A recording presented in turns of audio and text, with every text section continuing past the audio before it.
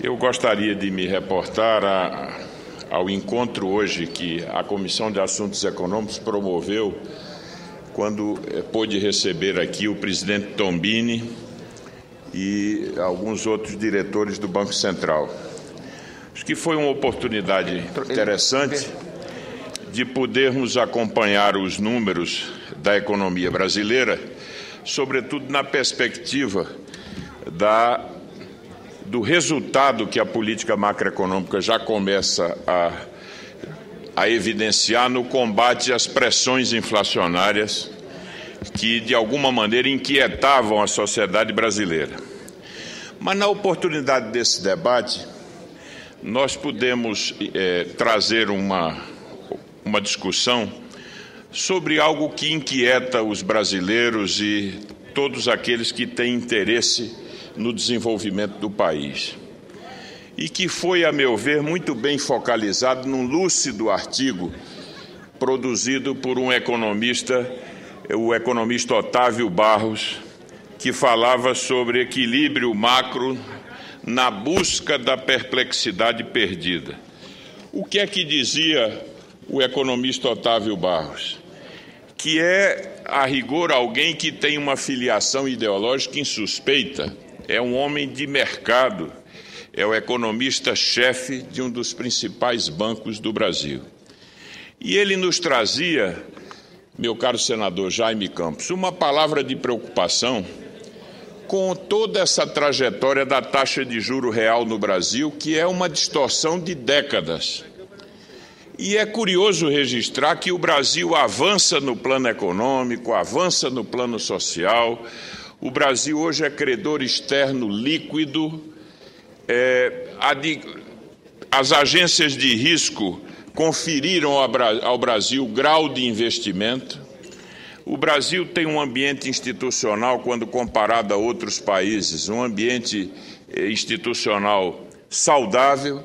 E, apesar de tudo isso, o Brasil ainda convive com as mais elevadas taxas de juro real do mundo.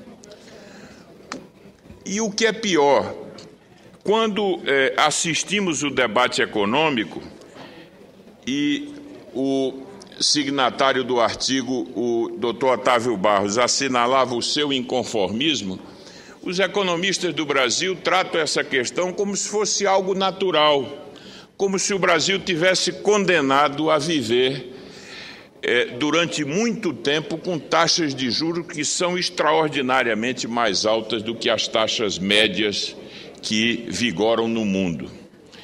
Ele até dizia, o doutor Otávio Barros, que há uma certa inapetência intelectual. Os economistas são pródigos em produzir análises para justificar essa distorção, e aí fala-se em risco jurisdicional, fala-se na indexação que ainda está presente na economia brasileira, numa certa preocupação com a solvabilidade fiscal a médio e longo prazo, com o fato de que no Brasil ainda existe uma parcela expressiva de crédito direcionado, ou seja, crédito subsidiado, mas diz esse economista que tudo isso pode ajudar a explicar, mas não explica esse fenômeno. E aí, meu caro senador Demóstenes, há uma constatação preocupante.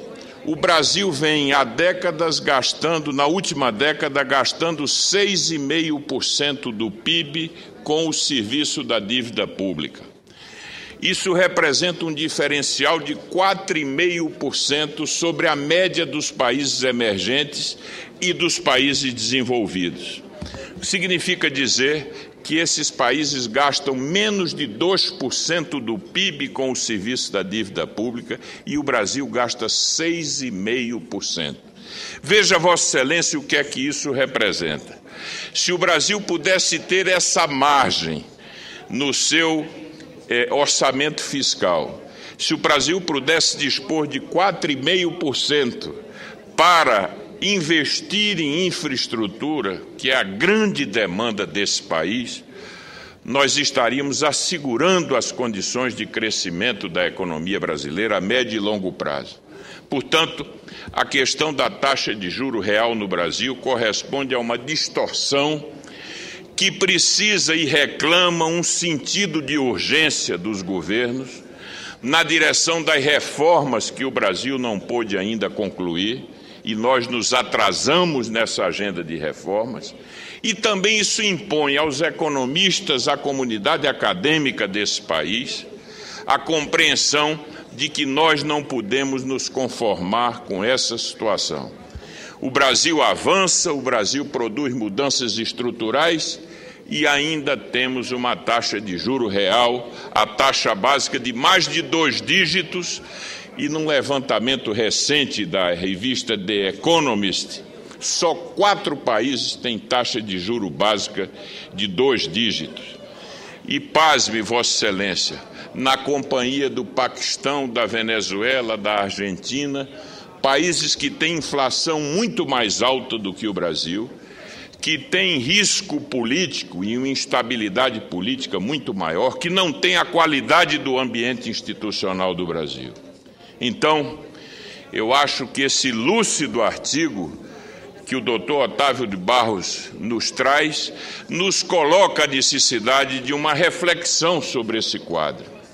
E, evidentemente, ela deve se dar não no marco de uma discussão oposição e governo, mas na compreensão de que o futuro do Brasil vai depender crucialmente da capacidade de elevarmos a poupança do setor público.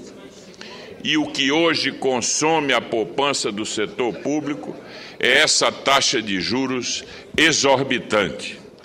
Me permita uma parte, senador? Por favor.